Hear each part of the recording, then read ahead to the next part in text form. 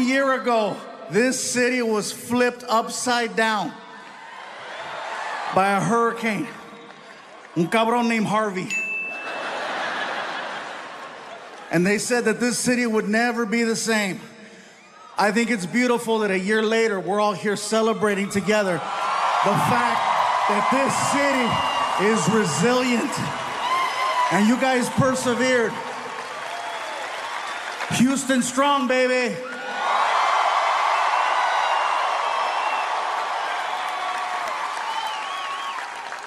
Yeah, that's serious. In all sincerity, guys, I'm not trying to kiss your ass. I already got your money. Freaking Houston, I love this town. I've been coming here for 20 years. 20 years. Started off performing at a comedy club called the Laugh Stop.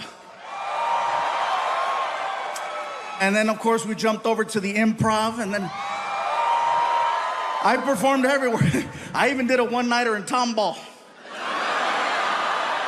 That's a long story for the people at home. I won't even get into that. I want to give you guys a heads up and let you know now that tonight I feel extra comfortable. You're gonna notice that you might hear a little bit more Spanish than you normally would.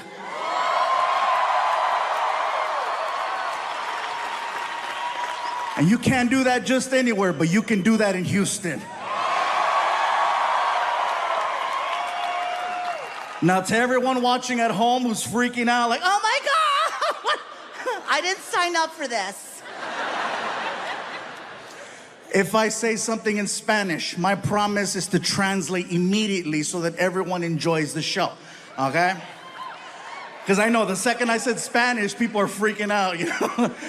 All the people that drove in from the Woodlands are like, hey.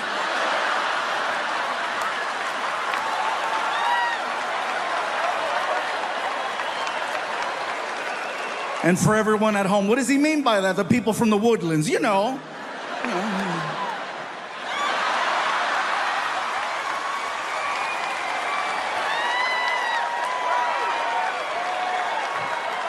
I know he is not referring to us.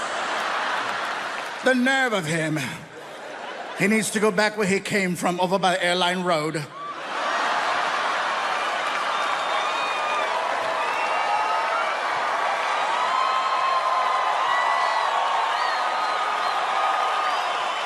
That's right.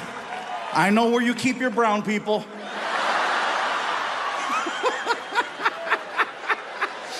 This is awesome. This always pisses off Netflix. They're like, Gabriel, we really wish you would just do a show that's general, that everybody understands. Why do you have to make your show so personal? Only people in that city are gonna get it. Well, when you have an arena full of people, you want them to get it. You want that extra personal, special touch. I don't care what they say, I already got the check. So let me give you a heads up as to what has happened since the last time I did a special. My son Frankie is now 19 years old. 19 years old, high school graduate. He has all his shots, ladies. People tell me all the time, you know, why do you talk about your son so much? Because he won't leave. Does he like it when you talk about him? I said, no, he hates it. Well, why do you do it? Because he won't leave. I'll tell you what he likes to do right now. He likes to sit around the house and watch videos of other kids playing video games. See, some of you are clapping. I didn't know that was an actual thing. I asked him, what are you doing? I'm watching other kids playing video games. I said, that's really? Why? Well, they're professionals. I'm like, why would you watch something that you could be doing? Because they're professionals.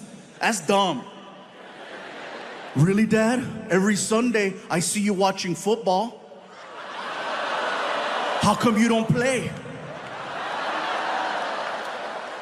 I didn't even argue, I just cut off the internet. My son's problem right now is that he has, according to him, too many options. Okay, that's his problem. I'm like, Poor guy. I have so many options, Dad, I don't know what to do. Write them down, put them on a wheel, freaking. Today, plumber. Something.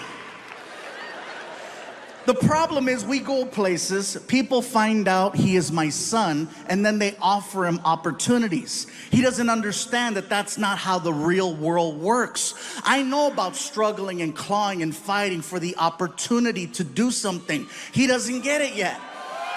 And that's my fault. For example, I take him and his mom out to dinner, okay? I took them both to Red Lobster.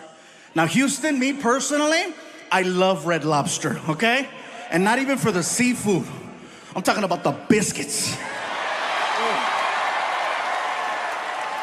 Oh, yeah.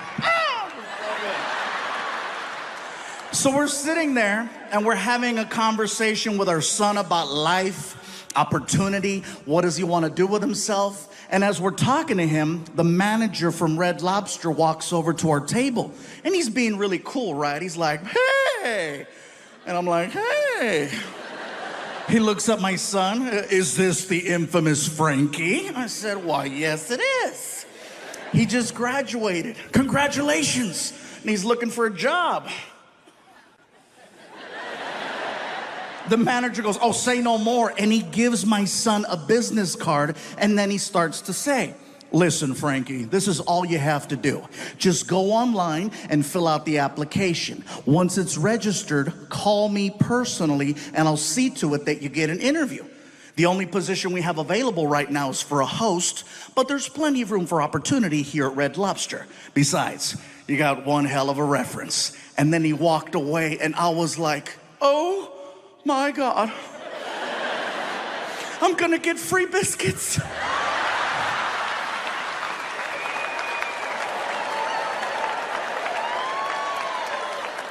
My son looks at me and says, I don't want to work at Red Lobster. I said, Frankie, no one is making you work anywhere. This is just another opportunity that you're wasting. Okay, no Red Lobster. What's your plan? Oh, I don't know. I got frustrated, so I raised my voice. Well, you better start thinking. His mom didn't like that. Don't talk to him like that. I said, look, biscuit blocker.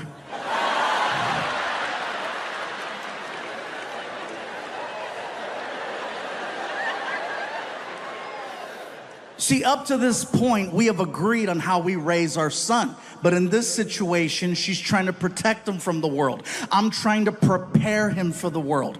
If he cannot handle me raising my voice to get his attention, to see the bigger picture, he's not ready for a world that doesn't care about his feelings.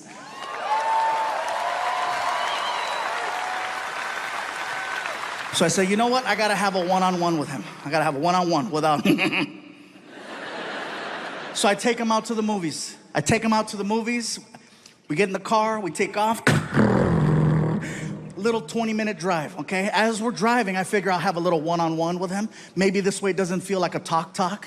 I thought he understood what I was trying to say. It's late, we're leaving the movies. We're pulling out of the parking structure, and out of the corner of my eye, I see a cop car. And I made a sound. I was like, ugh. And Frankie goes, what is it, Dad? I said, there's a cop at the light. What are you worried about? He's gonna stop us. How do you know? Watch. I made that left turn. Frankie's losing it. It's happening! I said, relax. I pull over. Cop pulls up from behind. Immediately. Driver, windows down. Oh. Driver, hands out the window. Serious?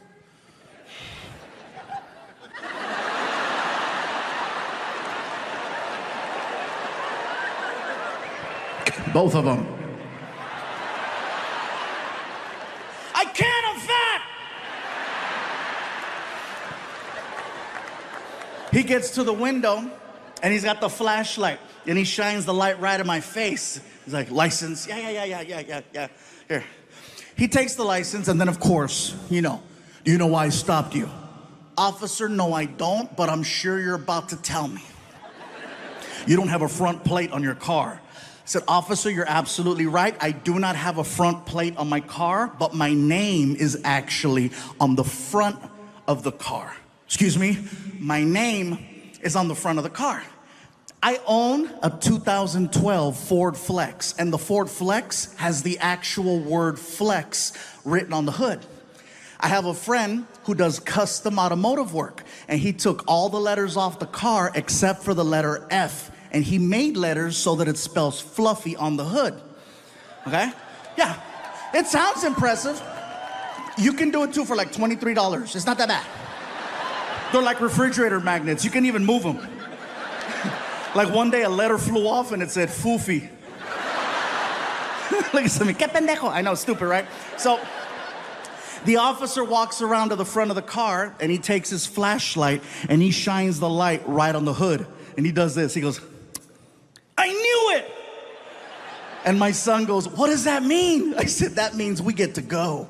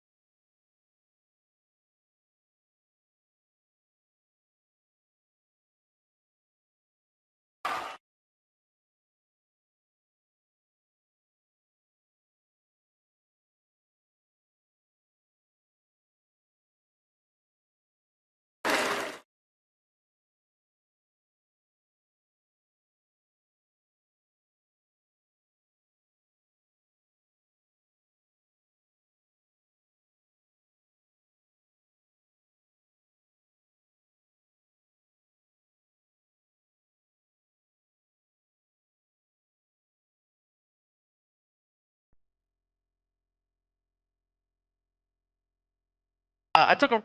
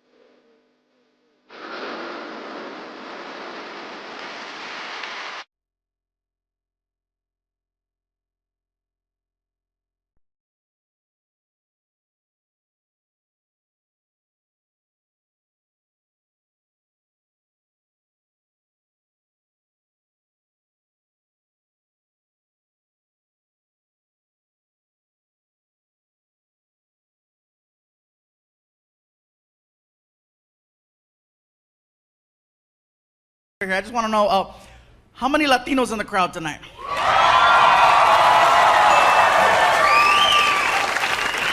Now, notice I asked Latinos. I wasn't very specific.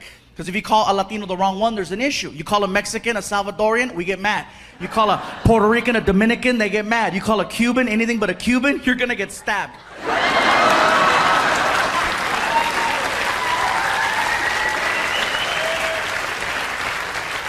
So for everyone here and everyone at home, I have found a way to figure out who's who. It's very easy. All you have to do is listen to the way the person is speaking Spanish. You don't have to understand a single word, just listen to the flow. That'll let you know. For example, Mexicans, when we speak Spanish, we sound high. Seriously, you ask us a question, we drag it out. Hey bro, how's it going? Pues aquí nomás, hombre. Pues tú sabes, güey.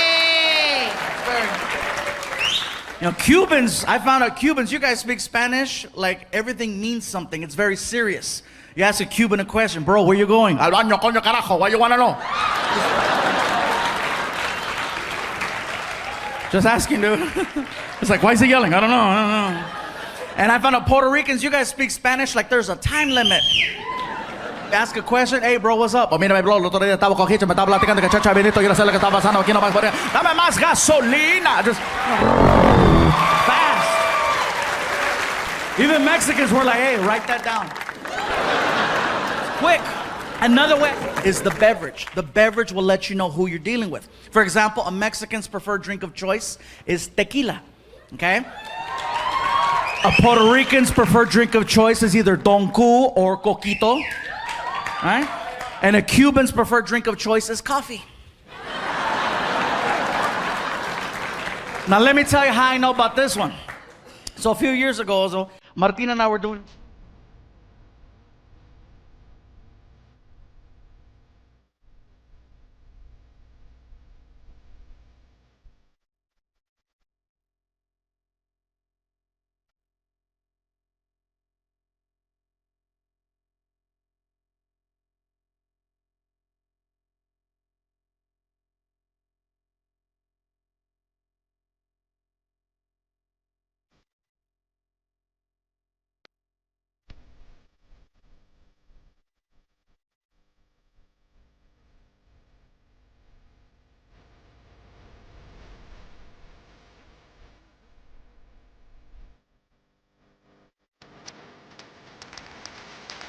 I didn't know.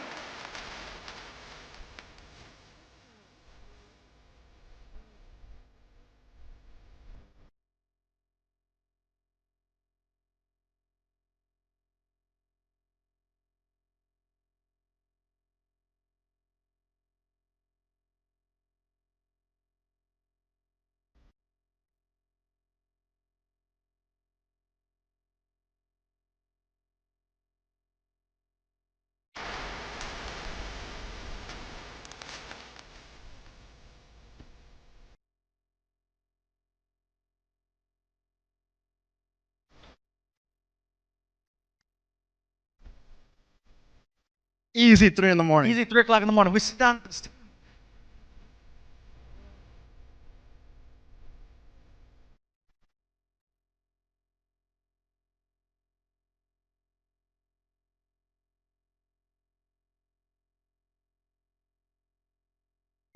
What do you...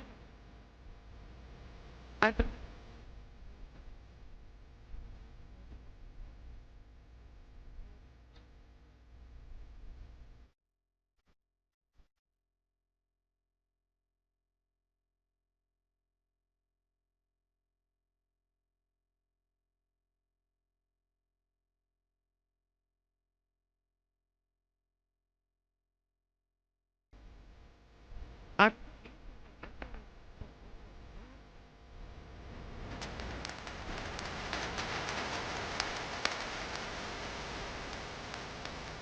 And I thought...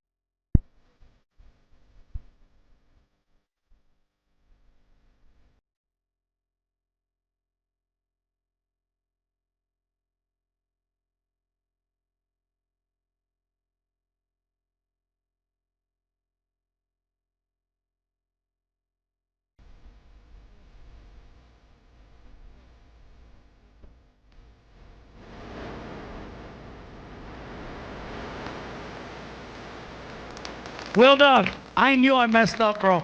I knew I messed up.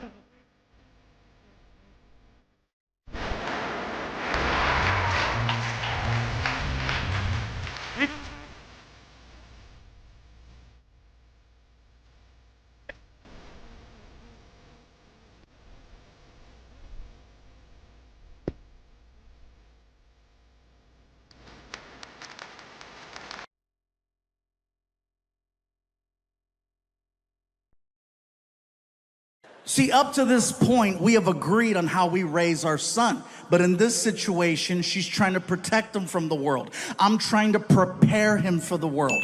If he cannot handle me raising my voice to get his attention, to see the bigger picture, he's not ready for a world that doesn't care about his feelings.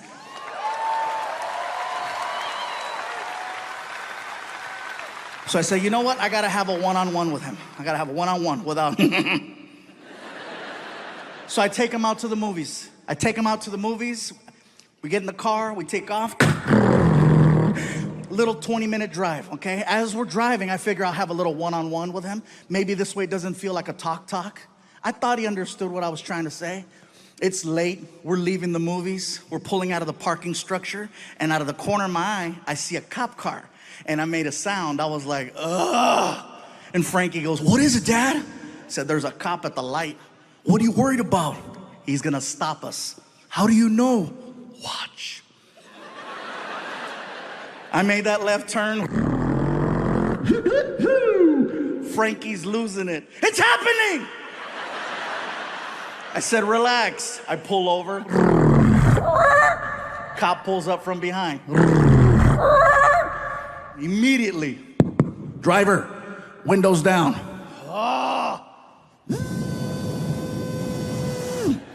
Driver, hands out the window. Serious?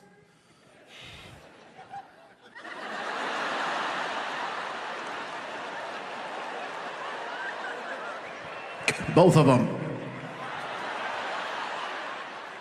I can't, I'm fat! He gets to the window, and he's got the flashlight, and he shines the light right in my face. He's like, license? Yeah. Here. He takes the license, and then, of course, do you know why I stopped you? Officer, no, I don't, but I'm sure you're about to tell me. You don't have a front plate on your car. I said, officer, you're absolutely right. I do not have a front plate on my car, but my name is actually on the front of the car. Excuse me, my name is on the front of the car. I own a 2012 Ford Flex, and the Ford Flex has the actual word flex written on the hood. I have a friend who does custom automotive work, and he took all the letters off the car except for the letter F, and he made letters so that it spells fluffy on the hood. Okay? Yeah, it sounds impressive. You can do it too for like $23. It's not that bad. They're like refrigerator magnets. You can even move them. Like one day a letter flew off and it said foofy. Look at me, que pendejo. I know, stupid, right? So the officer walks around to the front of the car and he takes his flashlight and he shines the light right on the hood. And he does this, he goes, I knew it! And my son goes, what does that mean? I said, that means we get to go. Oh, Houston, for the first time in a long time, my son was actually impressed by something that I did. You gotta figure, this is not impressive to my son because he grew up in this environment, okay? You saw that, right? I saw like a... That's like the third one I've seen. It's like stuff keeps... People upstairs from Tombow. Keep talking.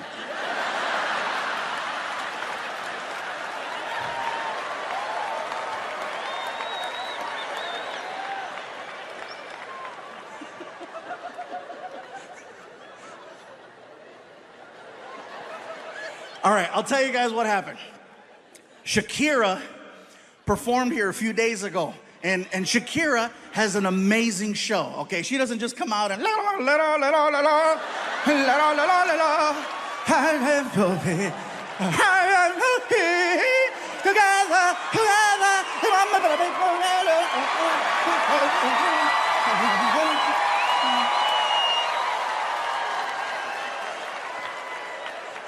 I think I just hurt myself. But there's a part of her show where all of a sudden it goes, and there's cannons with confetti that shoot everywhere, right? And I think that was leftover Shakira. Yeah. Can we edit out the part where I burned 800 calories? Oh my God. So where was I? Oh, this does nothing for my son. And the reason why I say that is because he grew up in this environment. He's been to 1,000 shows. He's seen me on TV 1,000,000 times. It's not a big deal. But the fact that I got stopped by a cop and the cop recognized me and geeked out and let us go, I earned street cred with my kid. Yeah, Frankie was like, that's the coolest thing I've ever seen. And I'm like, hell yeah, cuz, that's right. You better recognize, player. We get home, he woke up his mom. Mom, you should have seen it. We got stopped by the cops. Are you okay? Yeah. They recognized Dad and they let us go. And she stayed quiet. And I told her, huh? I got recognized. And she said, ah.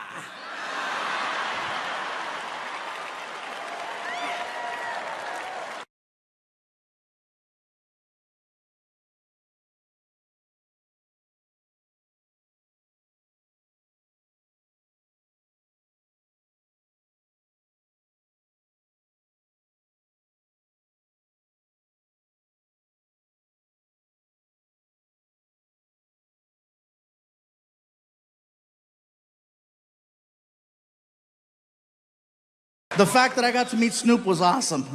He looked for me. But every now and then I go out and I wanna meet people. I wanna see cool things. And for example, comedy.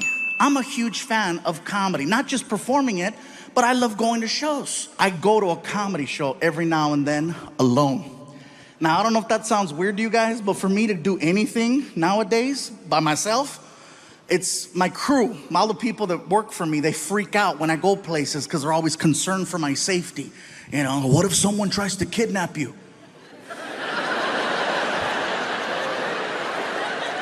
Well, they're gonna earn it. I got into a fight with some of my team members and I said, you know what, I'm going out. I bought myself a ticket and I went to go watch Chris Rock one night in concert. Now, I says, you know what? Maybe I can make my way backstage and, I don't know, if I get lucky, maybe I'll say hi to him. I've always wanted to meet him. So I go to the side of the stage and I run into security. And I said, hey. He looked at me and said, Fluffy! And when he did that, I said, hey, listen, I forgot my keys. I'll be right back. And the guy's like, yeah, keep going. Get your keys, get your keys, get your keys. I'm like, oh my God, that shit worked. Just like that, I snuck backstage at a Chris Rock concert. Once I was behind the curtain, I was in my element. I knew where everything was. I knew where the food was. I knew where the dressing rooms were, where the bathrooms were. I'm walking around with a soda. People are coming up to me. You know, we didn't know you were gonna be here. I got a call last minute. Looking for my keys. I says, you know what? I got this far. I'm gonna push it. I wanna meet him. I've always wanted to meet Chris Rock. It was not hard. Once I was back there, I just had to go to the dressing rooms. All I had to do was read the name on the door. I'm standing there in front of the door and I'm hyperventilating, just.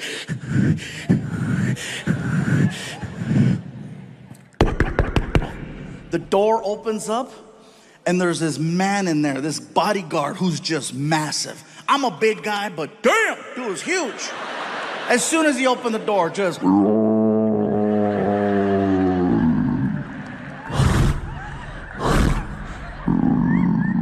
Welcome to Jurassic. Big! Grandote! And I'm standing there and I'm like, hi. And he's like, can I help you? Yes, my name is Gabriel. I'm a comedian and I wanted to see if I could say hi to Chris Rock, if that's possible. You say you're a comedian? Yes.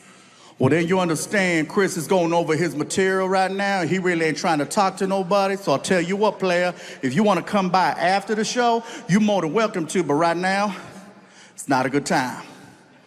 Chris Rock is a busy man.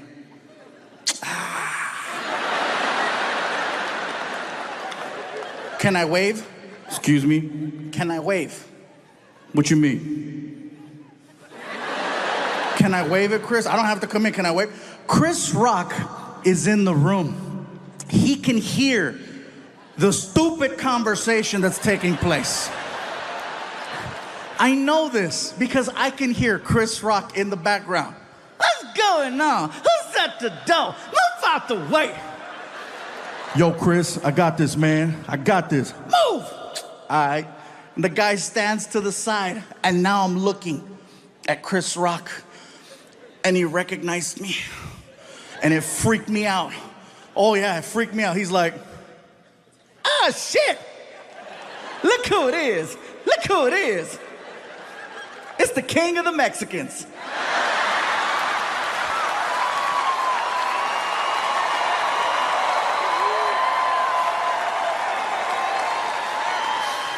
Chris Rock called me the king of the Mexicans. For the rest of the show, everyone referred to me as El Chapo.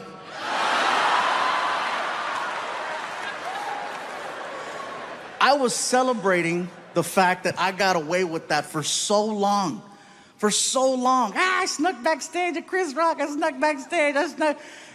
Until karma showed up one day in the form of the most extreme fan I have ever had in 20 years of me being a comedian. I had someone who not only made it backstage, this person paid to get into my dressing room. Okay? Yeah, he didn't pay me, by the way. He didn't pay me. I'm an honest hoe. Okay? I made no money that day, all right? Yeah, if I would have gotten paid, you wouldn't be hearing this story. Here's the thing. I walk into my dressing room from the bathroom. I just finished showering up and I'm in a towel. I walk into the room, come to find out later that this man was a very wealthy businessman in the community, okay? And when I walked into the room, he's wearing a very, very nice suit. So when I saw the suit, I didn't give it a second thought because he looked professional. I thought maybe he was the general manager of the building, one of the concert promoters. He could have been someone's agent. So when I walked in the room in my towel, like, can I help you? He looks at me, and it was the most uncomfortable conversation I have ever had. He looks at me and says, listen.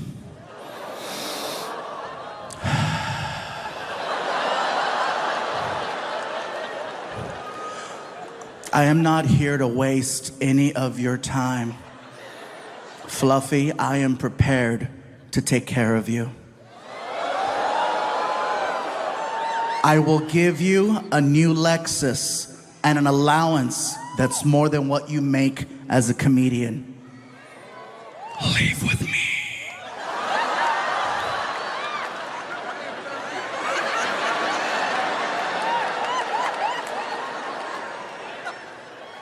I was never more disgusted and offended at the fact that I was not gay.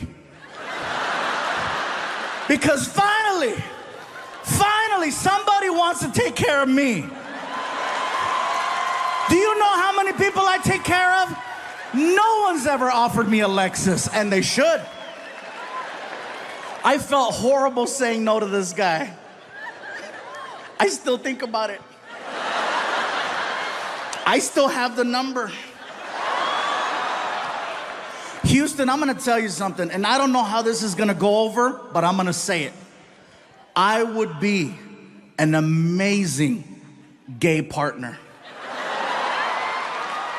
I would, all the way up until that one part, but even then. Have you ever driven a Lexus? Those are nice. Sometimes you gotta take one for your own team. I'm just saying.